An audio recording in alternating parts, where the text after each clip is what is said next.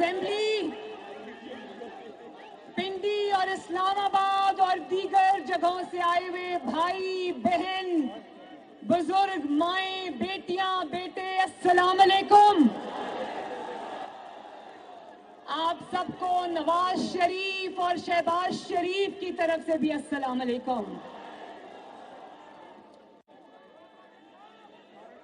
मेरे भाइयों और बहनों, कहीं गलत फहमी तो नहीं हुई कि लॉन्ग मार्च आज था? जितना बड़ा जम्मे गफीर आज यहाँ मौजूद है, मुझे तो लग रहा है कि आपको गलत फहमी हुई थी कि आज लॉन्ग मार्च आज है।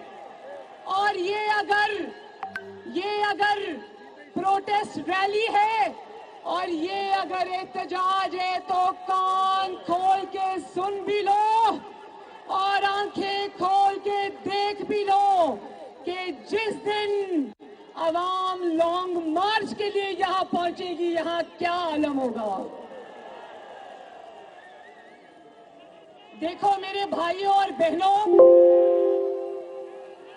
हम आज एक ऐसी सड़क पर मौजूद हैं जिसको कॉन्स्टिट्यूशनल एवेन्यू कहते हैं, यानी कि शायराए दस्तूर, जिसकी दोनों इतराफ में इंसाफ देने वाले इदारे हैं। लेकिन मेरे भाइयों, मैं बहुत अफसोस के साथ ये बात कहती हूँ कि हम जिस मुल्क में रहते हैं वहां ना आईन है ना कोई इंसाफ है। और आज इलेक्शन कमीशन ऑफ पाकिस्तान के बाहर हम इसलिए जमा हुए हैं कि हम इलेक्शन कमीशन ऑफ पाकिस्तान को उसकी आईनी जिम्मेदारियां याद दिलाएं। हम यहाँ पर इसलिए जमा हुए हैं कि हम इलेक्शन कमीशन ऑफ पाकिस्तान और मोहतरम चीफ इलेक्शन कमिश्नर को ये बताएं कि आपका इदारा पाकिस्तान का इदारा है, पाकिस्तान का आईनी इदारा है और पाकिस्तान की कौम का इदारा है। ये वो इदारा है जिसको आईन ने आपकी और अवाम की राय का अमीन बनाया है। ये वो इदारा है जिसको पाकिस्तान की आईन की सब्ज किताब ने आपके वोट की इज्जत की जिम्मेदारी अता की है। और ये वो इदारा है जिसको अवाम के वोट की इज्जत करवानी थी। बताओ, अवाम के वोट की इज्जत करवाई इस इदारे ने? मैं आज आपको पाकिस्तान की तारीख के सबसे बड़े फ्रॉड की कहानी सुनाती हूँ। जानते हो उस फ्रॉड का नाम क्या है? उस फ्रॉड का नाम है तहरीक-ए-इंसाफ फॉरेन फंडिंग केस। क्या नाम है? अब मेरे पीछे पीछे बोलना है ताकि मुझे पता चले कि आप मेरी बात सुन रहे हो और आपको आवाज आ रही है, और ये कि आपको अपनी बहन और बेटी की बात समझ आ रही है। क्या आप जानते हैं कि नवंबर 2014 यानी 2014 में तकरीबन 7 साल पहले, 6.5 साल पहले ये केस दायर हुआ था। कितने साल पहले? अब तक नवाज शरीफ का केस तो दिनों में चलता है और दिनों में खत्म होता है, और दिन में 2-2 समातें भी होती हैं, लेकिन 7 साल में इस इदारे ने अभी तक सिर्फ 70 समातें की। कितनी समातें?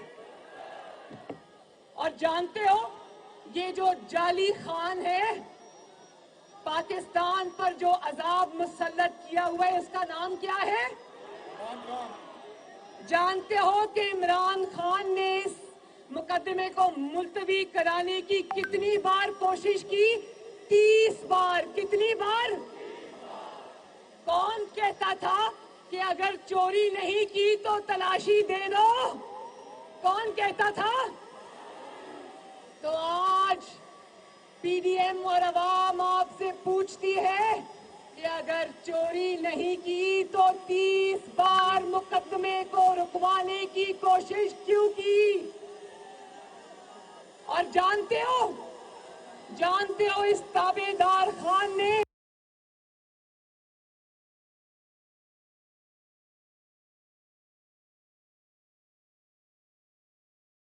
इस मुकदमे की समाअत नहीं कर सकता। 6 दरखास्तें दी। कितनी दरखास्तें दी? और जानते हो कि एक कमेटी बनाई ईसीपी ने, इलेक्शन कमीशन ऑफ पाकिस्तान ने एक कमेटी बनाई जिसको कहते हैं स्क्रूटनी कमेटी, जिसको कहते हैं तहकीकाती कमेटी, जिसका काम था तहकीकात करके उसकी तफसीलात अवाम के सामने रखना। लेकिन जब तहकीकात शुरू हुई तो ऐसी जराइम की ऐसी लंबी दास्तान सामने आई कि क्योंकि ऊपर से हुक्म था तो तहकीकाती कमेटी को, स्क्रूटनी कमेटी को कहा गया कि इनके ऊपर हथौला रखो, और वो स्क्रूटनी कमेटी फिर इमरान खान की और ईसीपी की ताबेदार बन गई। जानते हो कितने साल हो गए? 3 साल हो गए स्क्रूटनी कमेटी अभी तक इसकी तहकीकात ही करती जा रही। कितने साल हो गए? हालांकि इतने वाज़े और होश उड़ा देने वाले हकायक हैं जिनका फैसला 3 साल तो क्या 3 दिन में हो सकता है, लेकिन 3 साल से ये सांप बनकर उसके ऊपर बैठे हुए हैं। और जानते हो कि 80 समाअतों के दौरान इमरान खान ने कम से कम 24 मरतबा कार्रवाई रुकवाने की कोशिश की। कितनी मरतबा? और 4 दरखास्तें दी कि कार्रवाई को खुफिया रखा जाए। कितनी दरखास्तें दी? और अगर इतना ही आपका दामन साफ था तो क्यों दरखास्तें दी कि कार्रवाई को खुफिया रखा जाए? इसका मतलब है चोरी तो हुई है, और ना सिर्फ चोरी हुई है बल्कि बहुत बड़ी चोरी हुई है।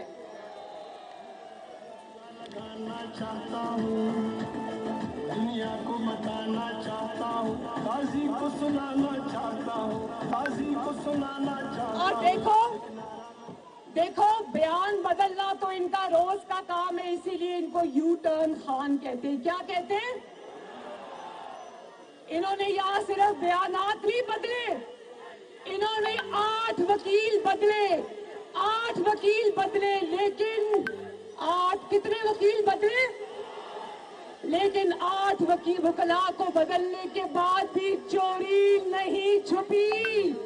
बोलो, चोरी नहीं छुपी। और जानते हो कि स्टेट बैंक ऑफ पाकिस्तान ने, जो कि एक और कौमी इदारा है, उसने इमरान खान के 23 खुफिया बैंक अकाउंट पकड़े। कितने बैंक अकाउंट्स पकड़े? जो बैंक अकाउंट्स इसने ईसीपी से और पाकिस्तान की आवाम से छुपा कर रखे थे, वो 23 बैंक अकाउंट्स जो स्टेट बैंक ऑफ पाकिस्तान है उसने पकड़ लिए इसके। और ये 23 बैंक अकाउंट्स इस इमरान खान के दस्तखतों के साथ ऑपरेट हो रहे थे। ये नहीं कि इनको पता नहीं था, जानबूझ के पाकिस्तान की आवाम से और ईसीपी से अपना जुर्म छुपाया इन्होंने। और स्क्रूटनी कमेटी खुद ये एतराफ करती है कि ये हकायक हम आपको फराहम नहीं कर सकते क्योंकि इमरान खान ने मना किया है। मेरे भाइयों, अब पता चला कि चोर चोर चोर की गिरदान करने वाला खुद सबसे बड़ा चोर निकला। क्या आप ये जानते हो? एक और जुर्म सुन लो। जानते हो ये पैसा जो इमरान खान के अकाउंट्स में आया, पाकिस्तान तहरीक इंसाफ के अकाउंट से आया। ये कैसे आया जानते हो? किसके जरिए आया? हुंडी के जरिए। हुंडी के जरिए। किसके जरिए आया जानते हो ना? हुंडी के जरिए कौन सा पैसा लाया जाता है जानते हो ना? अब पता चला कि ये कंटेनर पर चढ़कर धरने में क्यों आवाम को तरगीब देता था कि हुंडी के जरिए पैसे मंगवाओ, क्योंकि ये खुद हुंडी के जरिए ये चोरी और पता नहीं खुफिया का पैसा कहां से मंगवा रहा था। और मेरे भाइयों बहनों, ये बताओ क्या आप जानते हो किन दो मुल्कों से इसको फंडिंग हुई? जानते हो? दो मुल्कों से इसको बहुत बड़े बड़े फंड आए। एक है इंडिया, भारत, क्या? और दूसरा है इस्राइल। वो इस्राइल जो फलस्तीनियों के ऊपर मजालिम पर मजालिम ढा रहा है। इस्राइली इमरान खान को पैसा दे रहे थे। अब जानते हो कि ये पैसा खुफिया अकाउंट्स में क्यों आया? और ये भी जानते हो कि ये पैसा हुंडी के जरिए भी आया और इमरान खान के जाती मुलाजमों के अकाउंट्स में आया। किन के अकाउंट्स में आया? और इसको फंडिंग इंडिया से जानते हो किसने की? भारतीय जनता पार्टी के अरकान ने, जिसका नाम दोसांझ है। दोसांझ, ये लिखा है मेरे पास ये नाम, उसका नाम है इंदरजीत दोसांझ। भारतीय जनता पार्टी का वो मेंबर है, उसने इसको फॉरेन फंडिंग में पैसा दिया। और जिस इस्राएली ने इसको पैसा दिया उसका नाम है बैरी सी शेप्स। और ये भी मैं आपको बता दूं कि ऐसी बेतहाशा कंपनियों और लोगों ने इसको पैसा दिया। और अब देखो, जब आप भारतीय जनता पार्टी के लोगों से फंड लोगे तो फिर मोदी की जीतने की दुआएं क्यों नहीं मांगी जाएंगी? फिर कश्मीर क्यों मोदी की झोली में नहीं फेंका जाएगा? भाई, जिनसे आप पैसे लेते हो उनका काम भी तो करना पड़ता है ना। फिर करना पड़ता है कि नहीं करना पड़ता? और फिर मेरे भाइयों ध्यान से ये बात सुनना। और जब कहता है ना कि पीडीएम से मुझे कोई फर्क नहीं पड़ा, पीडीएम से इतना फर्क पड़ा है कि जो 7 साल से केस दबाकर बैठा हुआ है वो इसको खोलना पड़ गया है। और जानते हो, जब पीडीएम ने और अवाम के दबाव में जवाब देना पड़ा तो इसने क्या जवाब दिया जानते हो? कहता है कि मुझे नहीं पता, ये सब मेरे एजेंट्स ने किया है। किसने किया है? कहता है मैंने नहीं किया, मुझे नहीं पता, सब मेरे एजेंट्स ने किया है। वाह वाह वाह वाह, तालियां बजाओ, तालियां।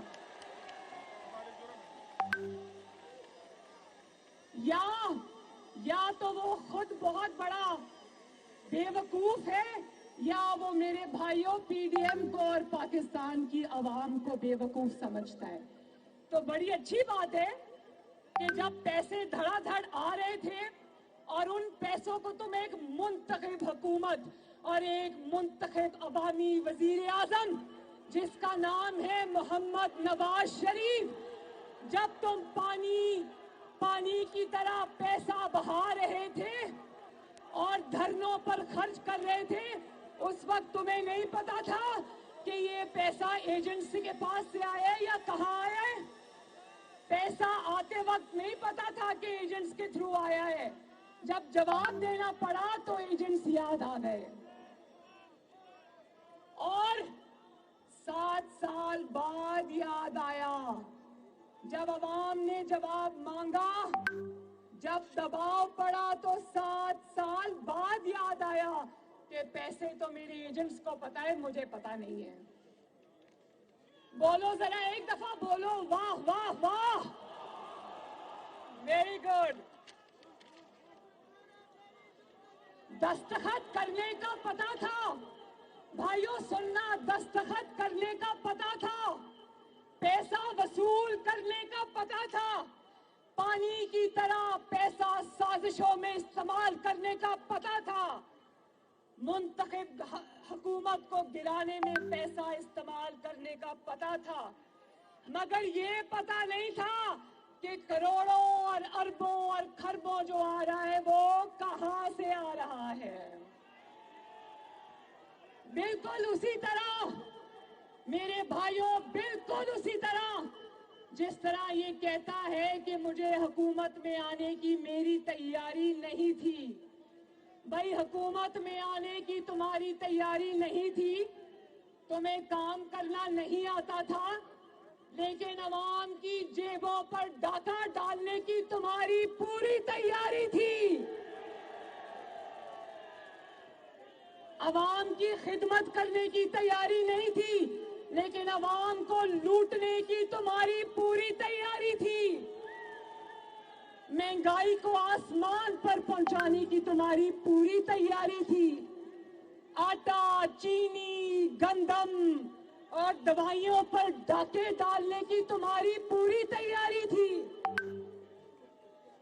अगर ये सब तुम्हारे एजेंट्स ने किया है, इस्लामाबाद और पिंडी के भाइयों और बहनों, अगर ये सब तुम्हारे एजेंट्स ने किया है, तो जरा ये भी बता दो ईसीपी के सामने कि 2018 के इलेक्शंस में तुम्हारे बैलेट बॉक्सेस में वोट किस एजेंट ने डाले थे।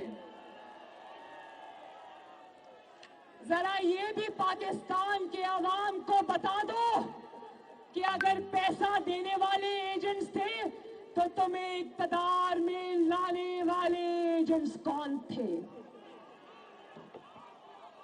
और ये भी बता दो कि साकिब निसार से तुम्हें जाली साकिब और अमीन, सादिक और अमीन नहीं, साकिब और अमीन का सर्टिफिकेट दिलवाने वाले एजेंट्स कौन थे। और अब ये भी बता दो, यहाँ मीडिया की वैन्स मौजूद हैं, ये भी बता दो कि तुम्हारे लिए मीडिया को मैनेज करने वाले, मीडिया को दबाव में लाकर अपनी मर्जी की खबरें चलवाने वाले एजेंट्स कौन है। पूछो मेरे भाई, कौन है वो एजेंट्स। और ये भी बता दो कि तुम पाकिस्तान के 22 करोड़ अवाम की तबाही के जिम्मेदार हो, तुम पाकिस्तान के बड़े बड़े जराइम के जिम्मेदार हो। तो जरा ये भी बता दो, तुम्हारे हर जुर्म और हर गलती पर पर्दा डालने वाले एजेंट्स कौन हैं? कौन है? आवाज नहीं आ रही, कौन है?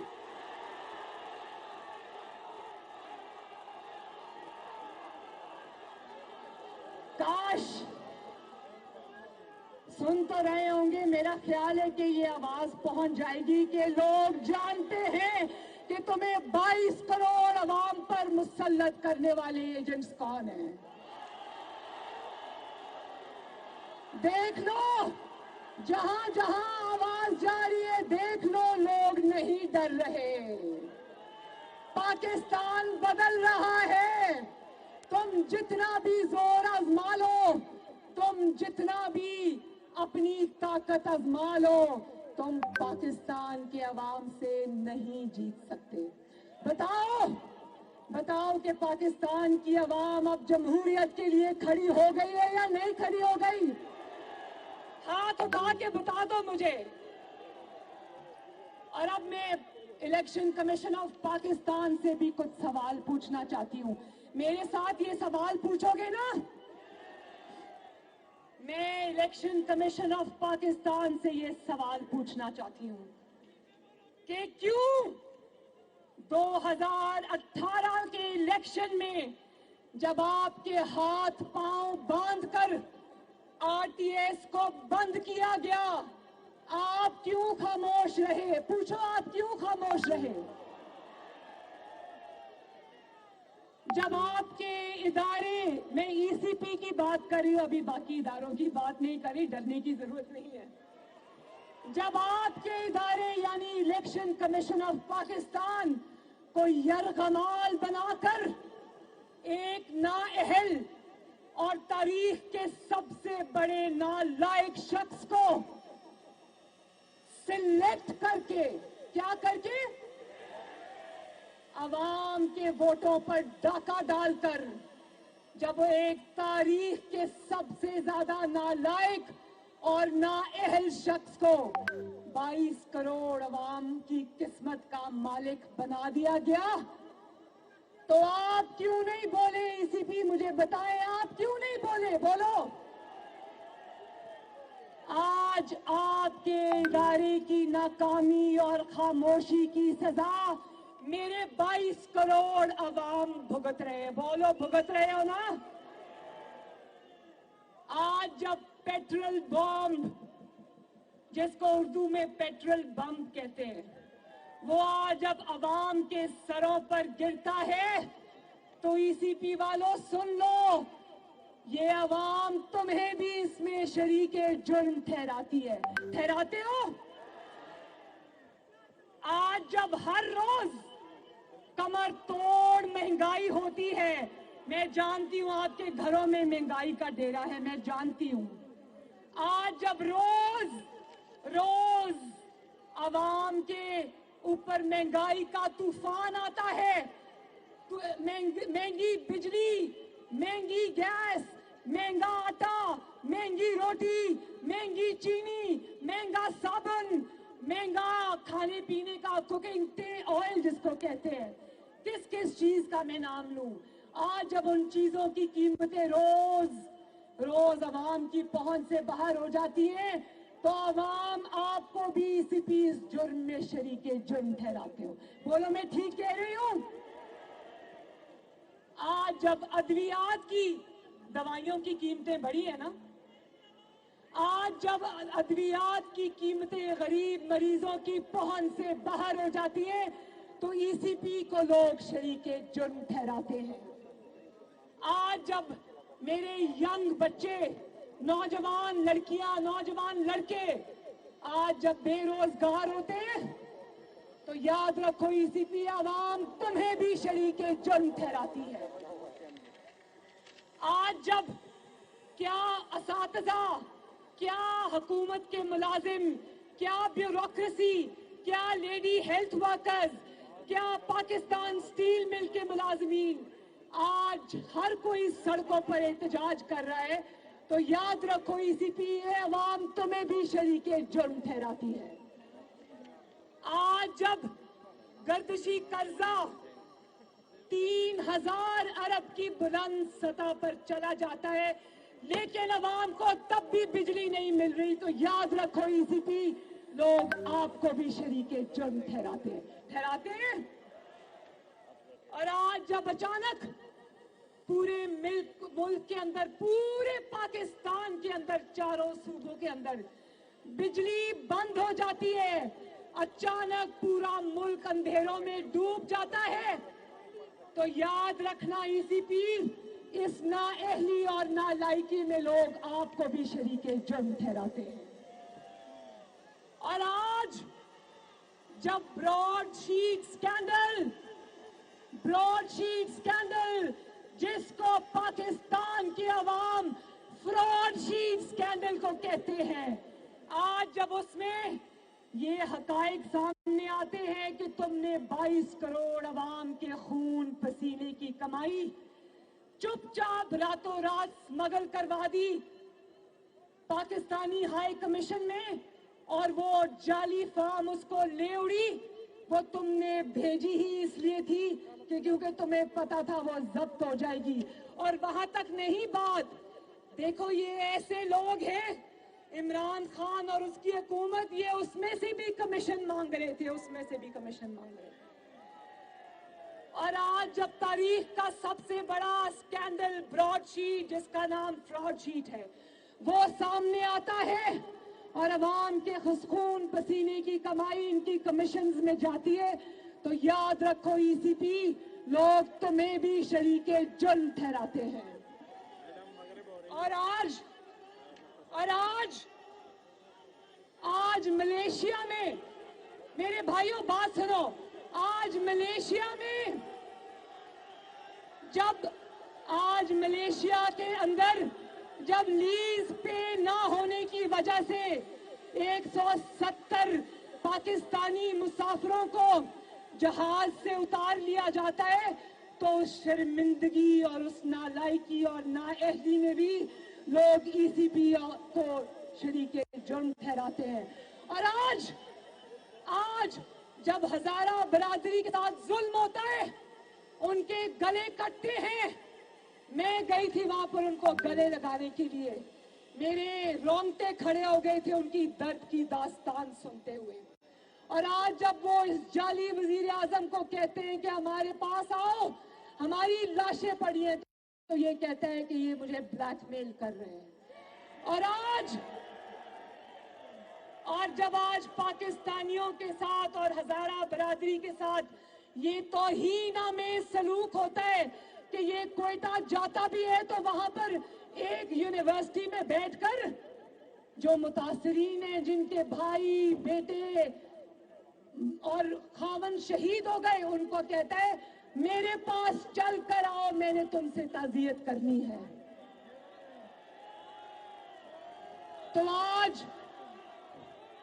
اس قسم کی جو تضحیک پاکستان کے عوام کی آج ہو رہی ہے ECP سن لو کہ پاکستان کی عوام تمہیں بھی اس جرم میں شریک سمجھتی ہے.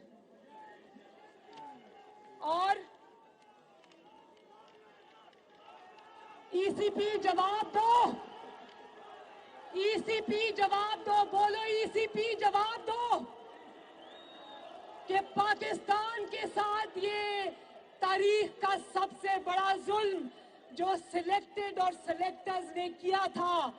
آپ بتاؤ کہ آپ اتنے بڑے جرم میں حصے دار کیوں بنے؟ کیا بگاڑا تھا ان معصوم پاکستانیوں نے آپ کا؟ کیا بگاڑا تھا ان معصوم پاکستانیوں نے آپ کا؟ اور یاد رکھنا اداروں پر وہ شخص حملہ کرتا ہے جو اداروں کو یرغمال بنا کر زبردستی ان سے ناانصافی پر مبنی فیصلے لیتا ہے. کیونکہ یہ جو ایجنٹس ہوتے ہیں نا جو پیچھے سے کام کرتے ہیں یہ سامنے نہیں آتے.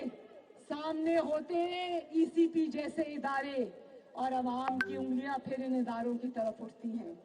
وہ لوگ پیچھے چھپے ہوتے ہیں ان کو پتا ہوتا ہے کہ ہمارا چہرہ کوئی نہیں جانتا لیکن جواب تو ECP کو دینا پڑے گا. اور اس کا جواب ایک ہی ہے. آخر میں بس ایک بات کیونکہ ایک منٹ آخر میں ایک ہی بات